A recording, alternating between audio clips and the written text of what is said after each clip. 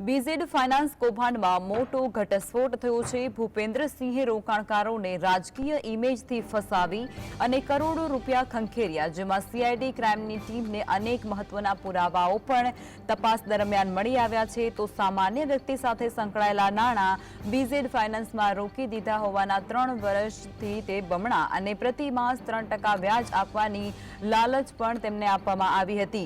ત્યારે બદનામીના ડરે અનેક લોકો ફરિયાદ કરવાનું પણ ટાળતા હોવાની વાત પણ અહીં સામે આવી રહી છે। ત્યારે રાજકીય વ્યક્તિઓ દ્વારા વધુ રોકાણ થતું હોવાનું કહી અને રૂપિયા પડાવવા માટે આવતા હતા।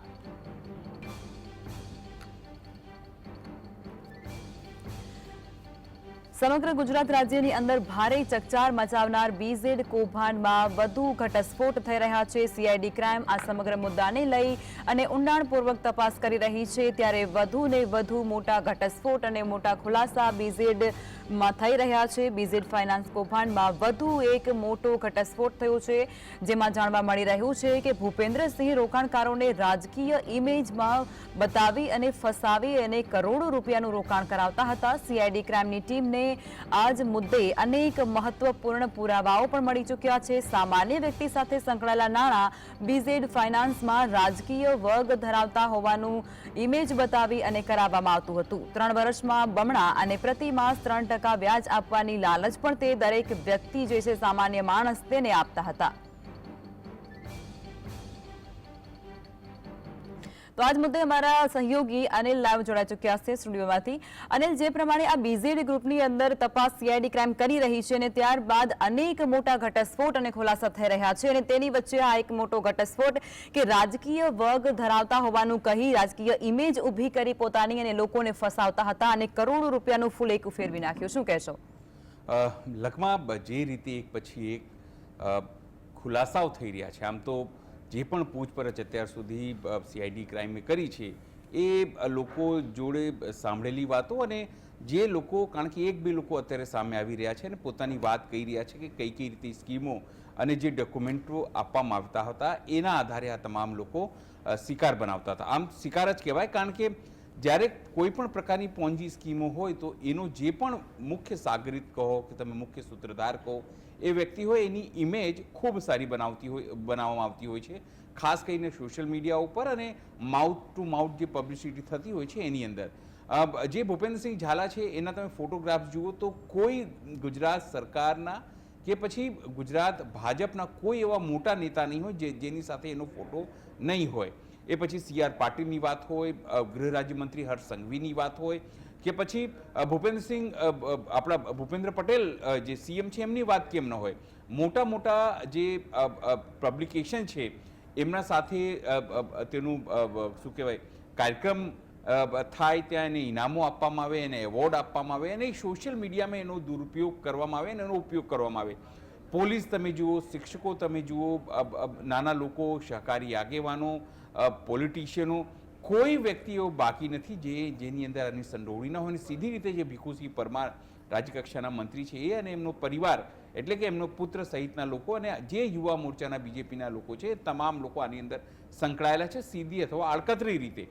પોલીસ, ખાસ કરીને સીઆઈડી ક્રાઇમ એટલા માટે ફૂંકીને અત્યારે એની અંદર તપાસ કરી રહી છે કે કોઈ એવો વ્યક્તિ સામે ના આવી જાય જેના કારણે ગુજરાત સરકારની કે ભાજપની ઇમેજ ખરડાય, એટલા માટે આ તમામ વસ્તુ થઈ રહી છે।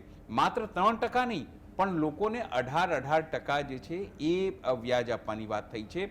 લોકોને 36 મહિના એટલે કે લગભગ 3 વર્ષની અંદર તમને બમણું થાય, કોઈ જગ્યાએ મળતું નથી 3 વર્ષમાં કે 36 મહિનામાં, કારણ કે આ લોકો મહિના પ્રમાણે આપે તમને કે 12 મહિના, 24 મહિના, 36 મહિના, એવી જ રીતે તમે અલગ અલગ 5 વર્ષ માટે જે હોય 60 મહિના, એ રીતે લોકોને આપવામાં આવતા હતા અને 3% તમને દર મહિને મળે અને 3 લાખનું 3% એટલે સીધી રીતે તમને લાગે કે 9-10 હજાર રૂપિયા દર મહિને મળતા હોય કે પછી 5 લાખ રૂપિયા તમે ઇન્વેસ્ટ કરો અને 15,000 રૂપિયા કંઈ પણ કર્યા વગર તમારા એકાઉન્ટમાં આવતા હોય તો કોને ન ગમે।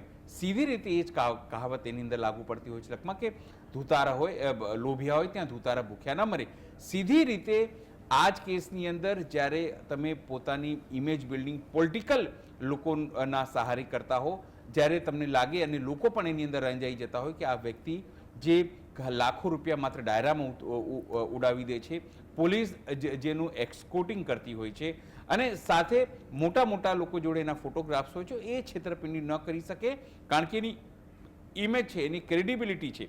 આ જ ક્રેડિબિલિટીનો ફુગ્ગો જે છે અત્યારે ફૂટી ગયો છે અને અત્યારે બીજેપીના કોઈ વ્યક્તિ જે એની સાથે ફોટો પડાવતા હતા, જે તેની સાથે ગળે હાથ મિલાવીને ફરતા હતા, અથવા તો એના જે સુખ સુવિધાઓનો લાભ લીધું હશે ભૂતકાળમાં, એ કોઈ વ્યક્તિ બોલવા તૈયાર નથી કે અત્યારે જે ભૂપેન્દ્રસિંહ ઝાલા ક્યાં છે.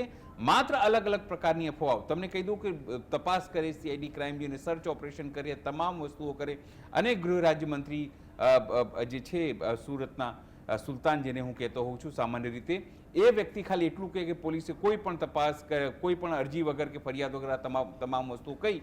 પણ સવાલ એ છે કે જ્યાર સુધી આ કોઈ રાતોરાત વસ્તુ ઊભી થઈ નહીં હોય, 2-3 વર્ષથી તમામ વસ્તુ ચાલતી હતી, તો સવાલ એ છે હર્ષ સંઘવી પાસે કે તો પછી તમારી પોલીસ ક્યાં ઊંઘતી હતી? શું એ ગણેશ પંડાલોની રક્ષા કરતી હતી?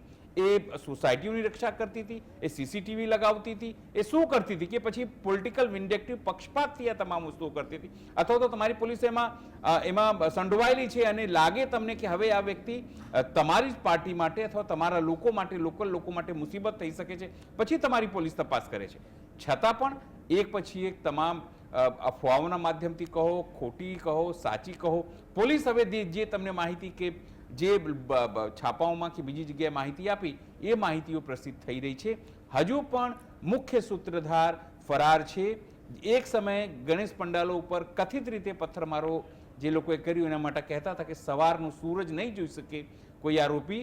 તો મારો સવાલ એ છે કે આટલા દિવસથી આ વ્યક્તિ કેમ ફરાર છે? હર્ષ સંઘવી, તમારી પાસે જવાબ છે? અથવા તો તમે એટલા માટે નથી પકડવા તમારી પોલીસની ઈચ્છા છે કે કદાચ એની પણ પોલ ખુલશે, તમારી પણ પોલ ખુલશે, તમારા સીએમની પણ પોલ ખુલશે, અને તમારા જે પ્રદેશ અધ્યક્ષ છે હજુ એની પણ ખુલશે, અને તમારા પક્ષની પણ પોલ ખુલશે. અને એટલા માટે ફૂંકીને તમામ વસ્તુઓ કહી રહી છે રોજ નવા, કારણ કે પોલિટિકલ શરણ વગર કે પોલિટિકલ ઈચ્છા વગર આટલું મોટું કૌભાંડ, કારણ કે 6000 કરોડ તો કહેવામાં આવ્યું છે લખમાં, પણ આ કેટલું મોટું છે જ્યાર સુધી મુખ્ય વ્યક્તિ નહીં પકડાય. એજન્ટો, તમે શાખાઓ કે તમે ડાળીઓને પકડીને શું કરશો જ્યાર સુધી જડ તમારી પાસે નથી, અથવા જડને તમે પોતે બચાવી રહ્યો, આરોપો લાગી રહ્યા છે અલગ અલગ પક્ષોના માધ્યમથી. પણ માત્ર ધ્યાન ડાયવર્ટ કરવું, રોજ એક પ્રેસ કોન્ફરન્સ કરવી સીઆઈડી ક્રાઇમના માધ્યમથી, અને અમને આ માહિતી મળી છે, પેલી માહિતી મળી છે, માત્ર ગોળ ગોળ ફેરવવાની વાતો. અને મુખ્ય સૂત્રધારને સમય આપવામાં આવી રહ્યો છે કે તે આગોતરા જામીન લે. હજુ તારીખ પડી રહી છે, આગોતરા જામીન મળશે, બધું સેટલ થશે, પછી તમામ વસ્તુઓ સામે આવશે. સવાલ એ છે કે મુખ્ય સૂત્રધાર ક્યાં? તમે ભલે કેટલી પણ નુરાકુસ્તી કરો કે તમે કેટલા પ્રયત્નો કરો, પણ પરિણામ ના આવે તો તમારા પ્રયત્નોને શૂન્ય માનવામાં આવશે. લખમાં જી અનિલ અમારી સાથે જોડાયા અને જાણકારી આપી તે બદલ